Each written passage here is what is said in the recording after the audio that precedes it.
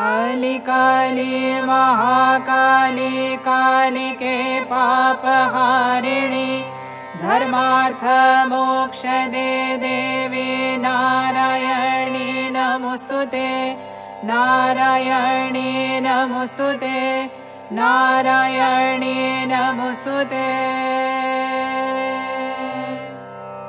खड्गं चक्र गदेषु चाप परिघान शूलं भूषुडिं शिरः शङ्खं सन्दधतिं करस्त्रिनयनां सर्वाङ्गभूषाभृताम् नीलाश्मद्युतिमास्य पाददशकां सेवे महाकालिकां यामस्तौच्चैते हरौ कमलजो हन्तुं मधुं कैटवम्। একটা কথা অনেকদিন ধরে ভাবছিলাম, আচ্ছা মা কালী কালো কেন?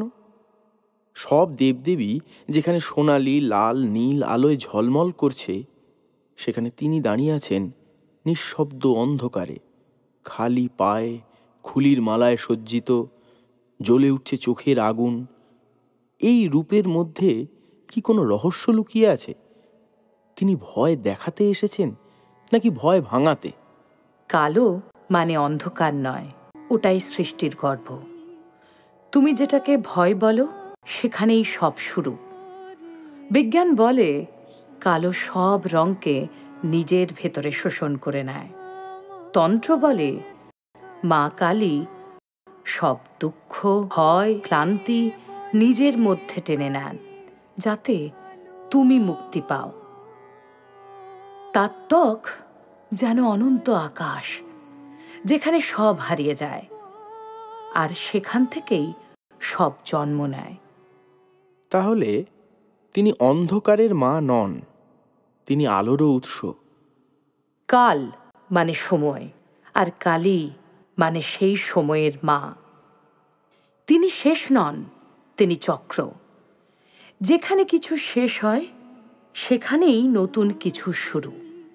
তাই তার রং কালো, কারণ সব আলো তার ভেতরেই ঘুমিয়ে আছে। যে এটা বুঝে ফেলে তার কাছে অন্ধকার আর ভয় নয়, আশ্রয়। লোকে বলে কালী কালো, আমার মন তো বলে না কালো রে। কিন্তু তার যে এই ভয়ঙ্কর রূপ, খুলির মালা, রক্তজীব, নগ্ন দেহ, এই রূপে ভালোবাসা কোথায় খুঁজে পাব? এই প্রতিটি এক একটি শিক্ষা, এক একটি প্রতীক। খুলি মালা মানে সময়, প্রতিটি খুলি এক জন্ম, এক মৃত্যু। তার জিভের রং রক্ত নয়, জীবনের আগুন। আর তার নগ্নতা মানে সত্যের সাহস, যেখানে মিথ্যের কোনো স্থান নেই। যখন মানুষ নিজের মুখোশ খুলে নিজেকে যেমন তেমনভাবে মেনে নেয়, তখনই সে তাকে সত্যিকারের অর্থে দেখে। আর শিব, তিনি কেন মায়ের পায়ের কাছে শুয়ে?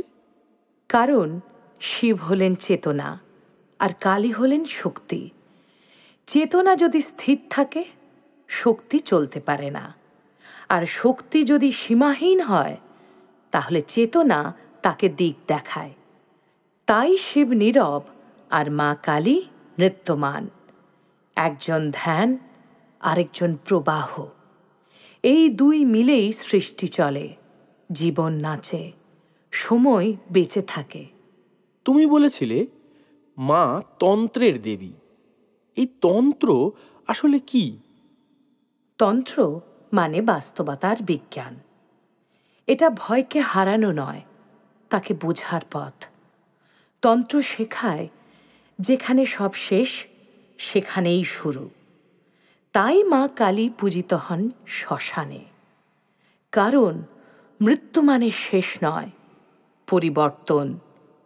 তিনি শেখান যা তুমি হারাও তাই তোমাকে নতুন করে গড়ে তোলে। আর ডাকিনী যোগিনী এরা কারা? ডাকিনী মানে আকাশে চলমান শক্তি, মায়ের সহচরী। যোগিনী মানে মিলন, আলো আর অন্ধকারের সেতু। ওরা ভয়ের মুখে দাঁড়িয়ে থাকে কিন্তু মুক্তির দিকেই নিয়ে যায়। তুমি যদি ওদের মুখোমুখি হতে পারো তাহলে তোমার ভেতরের আলো জেগে উঠবে। তাহলে মা কালী একা নন, তাঁর ভেতরেই এই সমগ্র সৃষ্টি। তার মধ্যে অসংখ্য রূপ, অসংখ্য শক্তি, যেমন তোমার মধ্যেও আছে।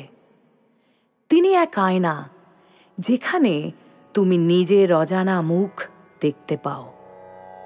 রণবেশে হেসে হেসে ওই বামা এসেছে, করে ওসি পদে শশী, কি রূপসী সেজেছে।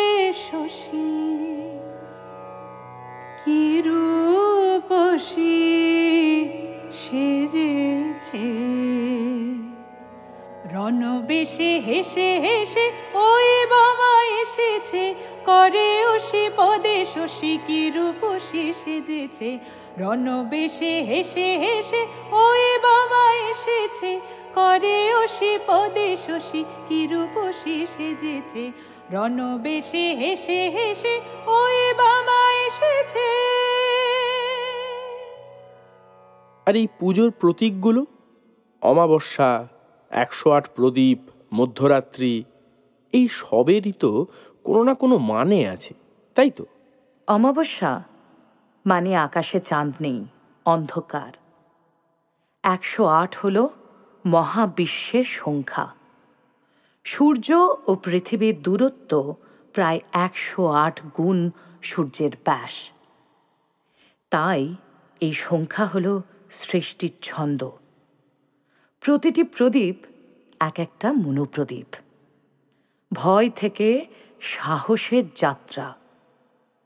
মধ্যরাত্রি মানে অন্ধকার ও আলোর মিলনক্ষণ।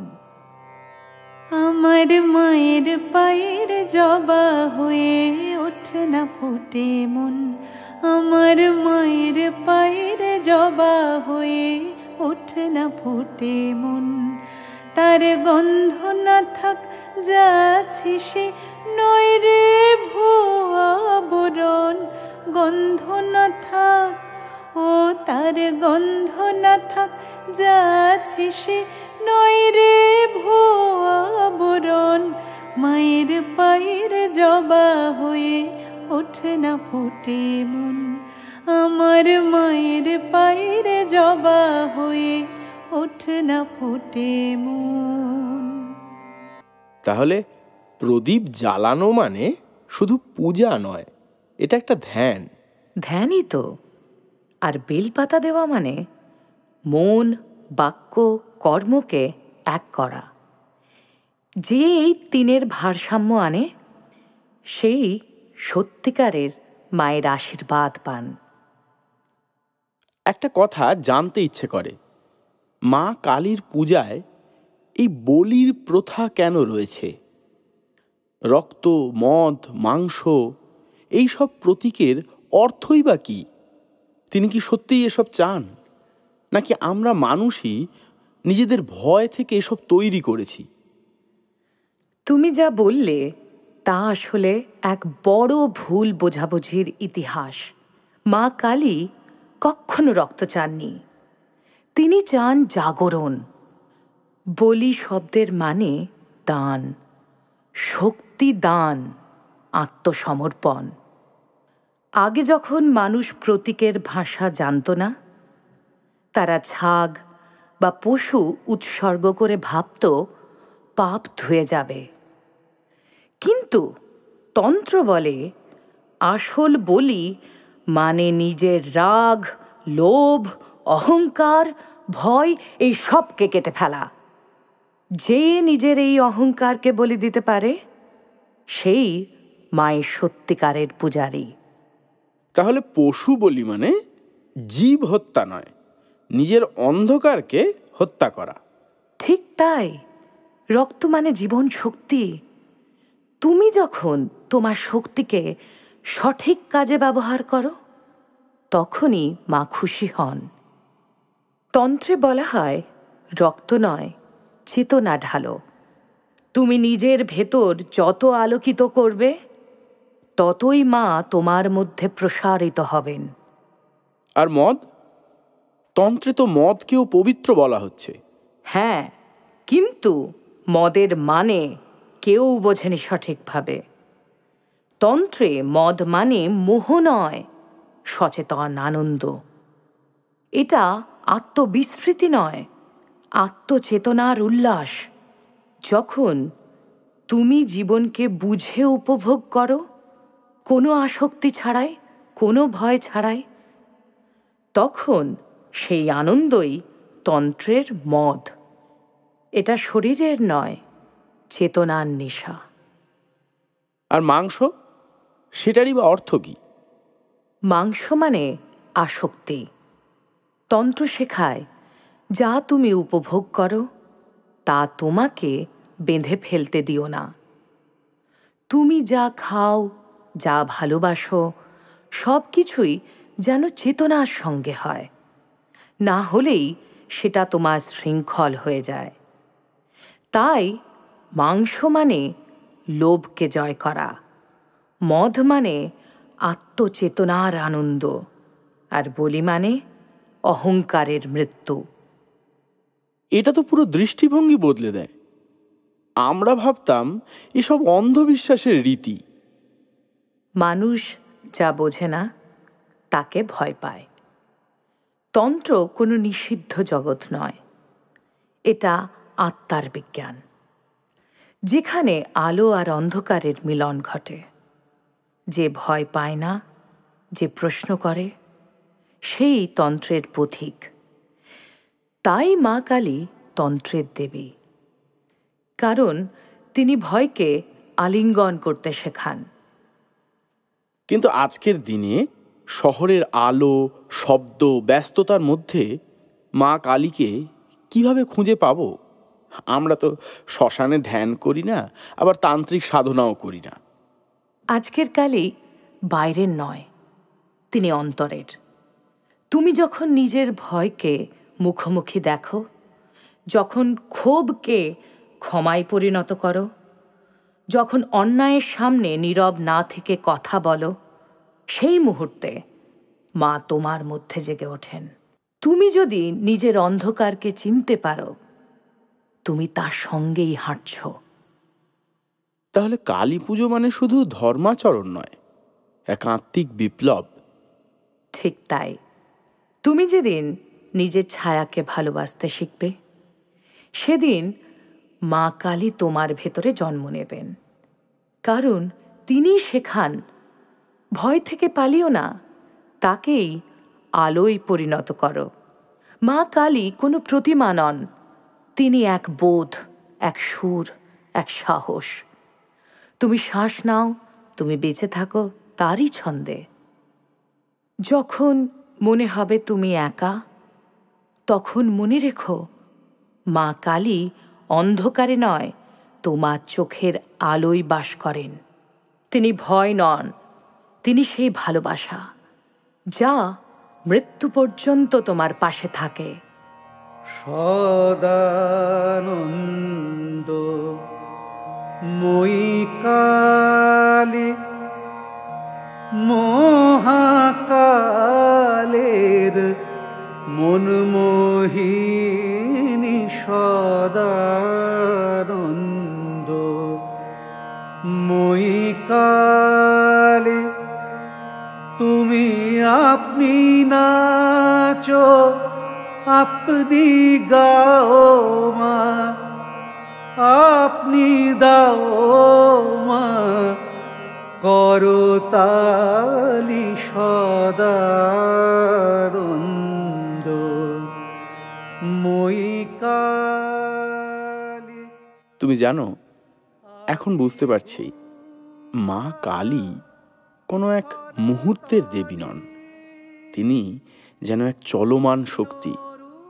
কিন্তু একটা প্রশ্ন রয়ে যায়, তন্ত্রের সেই আগুন কিভাবে ভক্তির কোমল আলো হয়ে উঠল? কিভাবে শ্মশানের মা হয়ে গেলেন আমাদের ঘরের মা? এই রূপান্তরে শুরু হয়েছিল গান দিয়ে, রামপ্রসাদ সেনের গানে। তিনি কালীকে দেখেছিলেন ভয়ের নয়, ভালোবাসার চোখে। বলেছিলেন, ও মা, তোর কালো রঙে আলো লুকোনো। তার কালী রক্তমাখা নন, তিনি মমতাময়ী মা। তিনি হাসেন, খাওয়ান, বকেন, আবার কাঁদেনও। রামপ্রসাদের কালী ছিল আমাদের ঘরের মায়ের মতো, একই সঙ্গে শক্তি আর স্নেহ। তাহলে কালী শুধু তন্ত্রের দেবী নন, তিনি আমাদের হৃদয়েরও মা। ঠিক তাই।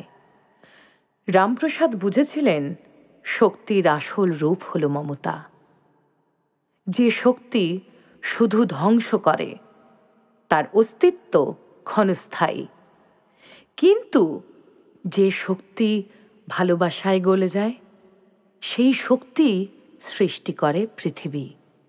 তাই তার গানে ভয়ের কালী ধীরে ধীরে হাসেন, রক্তজীব লুকান, আর কোলে তুলে নেন মানুষকে। ডুব দে রে মন কালী বলে, ডুব দে রে মন কালী বলে, হৃদি রত্না করে রগাধ জলে। ডুব দে রে মন কালী বলে, ডুব দে রে মন কালী বলে। রামপ্রসাদের পর তারপর এলেন রামকৃষ্ণ। তিনি মাকে দেখেছিলেন চোখে নয়, মনে। দক্ষিণেশ্বরের ঘাটে দাঁড়িয়ে তিনি বলেছিলেন, মা কালী কোনো ভয়ঙ্কর রূপ নয়, তিনি সেই আলো যা অন্ধকারকে ভালোবাসতে শেখায়। ডুব দে রে মন কালী বলে, ডুব দে রে মন কালী বলে, হৃদি রত্না করে রগাধ জলে।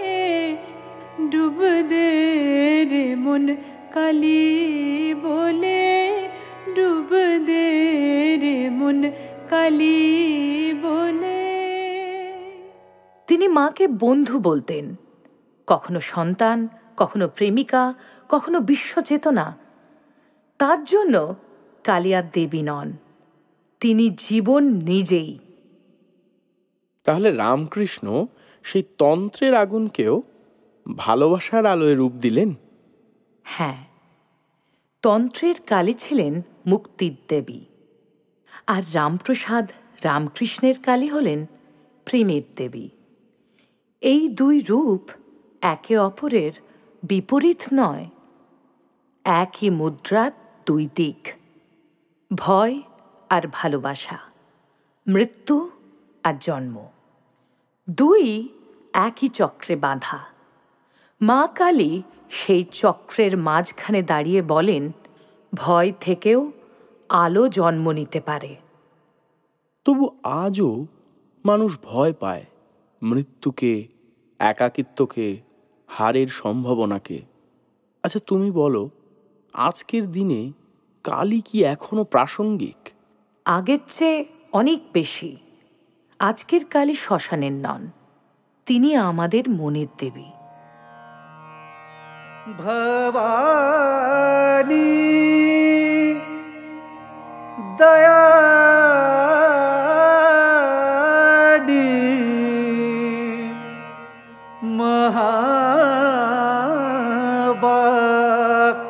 মহাবাকবানী সুরনরমুনি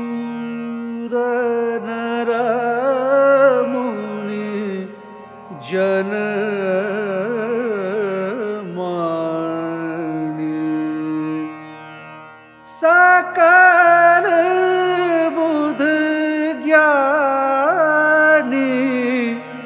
भवानी दयानी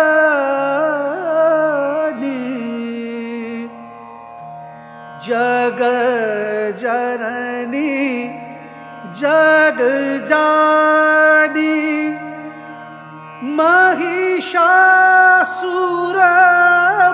महिषासुरमर्दिनी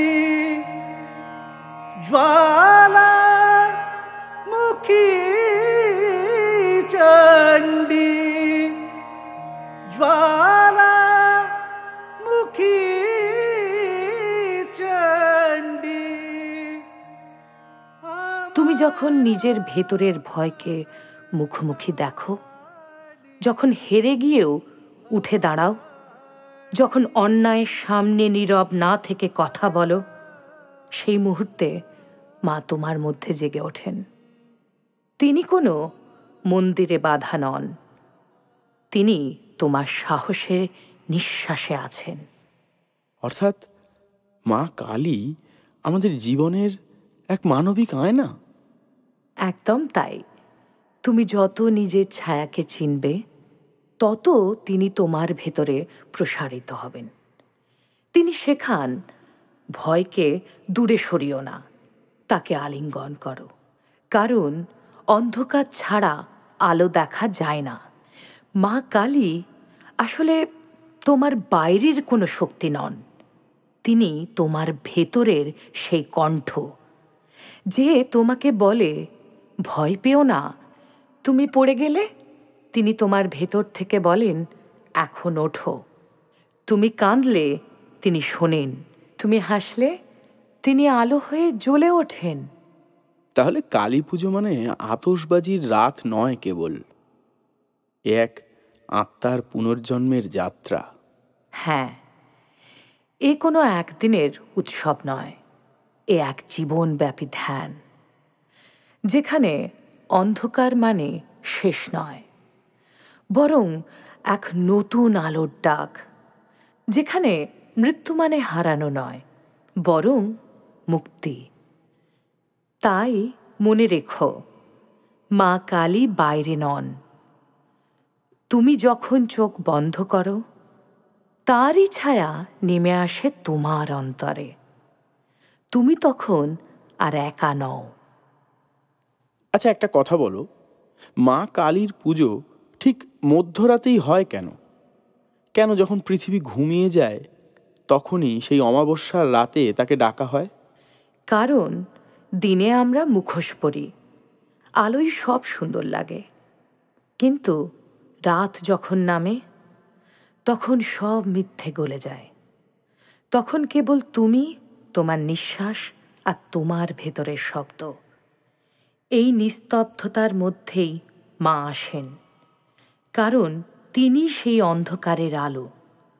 অমাবস্যা মানে আলো হারানো নয়, এ সেই মুহূর্ত যখন মন পুরোপুরি ফাঁকা আর মায়ের জন্য জায়গা তৈরি হয়। তাহলে অন্ধকার মানে শুধু ভয় নয়, প্রস্তুতিও বটে। তা বটে। রাত যখন সবচেয়ে কালো, তখনই প্রথম ভোরের আলো জন্মায়। অমাবস্যা সেই গর্ভকাল, যেখানে পুরনো সব ঝরে যায় আর নতুন কিছু আসার জায়গা হয়। তাই মা কালীকে ডাকা হয় মধ্যরাত্রে, যখন এক দিন শেষ হয়, আরেক দিন এখনো শুরু হয়নি, সেই সীমারেখাতেই দেবী জাগেন। আর 108 প্রদীপ, সবাই বলে এটা একটা বিশেষ সংখ্যা, কিন্তু কেন? কারণ 108 হল সৃষ্টির সঙ্গীতের সংখ্যা। সূর্য ও পৃথিবীর দূরত্ব প্রায় 108 গুণ সূর্যের ব্যাস। চন্দ্র আর পৃথিবীর দূরত্ব একই অনুপাতে। এই সংখ্যায় আছে মহাবিশ্বের ছন্দ, জীবনের শ্বাস। তাই 108 প্রদীপের মানে শুধু আলো নয়, এ এক মন্ত্র, এক প্রার্থনা, এক সাম্য। প্রতিটি প্রদীপ যখন জ্বলে ওঠে, এক একটা ভয় নিভে যায়, এক একটা ইচ্ছে জন্ম নেয়। আমার চেতনা চৈতন্য করে দে মা চৈতন্যময়ী, তোর ভাব সাগরে ভেসে আমি, তোর ভাব সাগরে ভেসে আমি হব মা তোর পদাশ্রয়ী। আমার চেতনা চৈতন্য করে দে মা চৈতন্যময়ী।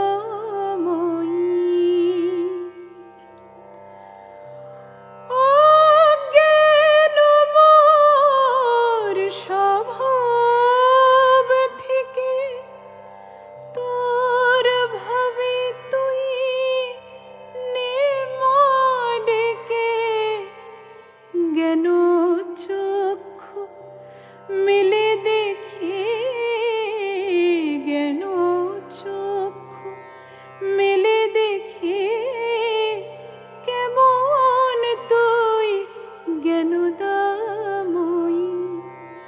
আমার চেতনা চৈতন্য করে দে মা চৈতন্যময়ী। আচ্ছা, এবার তাহলে বলো, এই পুজোয় যেসব রীতি, যেমন বলি, মদ, মাংস, ধূপ, প্রদীপ, এই সব কটাই এক একটা প্রতীক? হ্যাঁ, তন্ত্র বলে প্রতিটি কাজ, প্রতিটি উপকরণই চেতনার দরজা। মদ মানে মোহ নয়, আনন্দে সচেতন থাকা। মাংস মানে লোভ নয়, আসক্তিকে শোধন করা। আর বলি মানে হত্যা নয়, আত্মসমর্পণ। ধূপ মানে মনোশুদ্ধি, প্রদীপ মানে আলোকবোধ। যখন তুমি এসবকে বুঝে করো, তখন পূজা হয় ধ্যান, আর ধ্যান হয় মুক্তি। তুমি যেভাবে বলছো তাতে মনে হচ্ছে কালী পুজো কোনো উৎসব নয়, এই যেন এক আত্মার পুনর্জন্ম। ঠিক তাই। তুমি জানো, যত শুনি ততই মনে হয় মা কালী শুধু পুরাণের দেবী নন, তিনি এক অনুভূতি, এক পথ, এক জীবন দর্শন। তবে আজকের মানুষ তাকে কি খুঁজে পায়?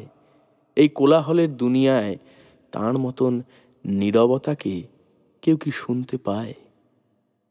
তাহলে মা কালীকে পূজা মানে নিজের অন্ধকারকে বোঝা, নিজের ভেতরের আলোকে জাগানো, তাই তো? তাই তো।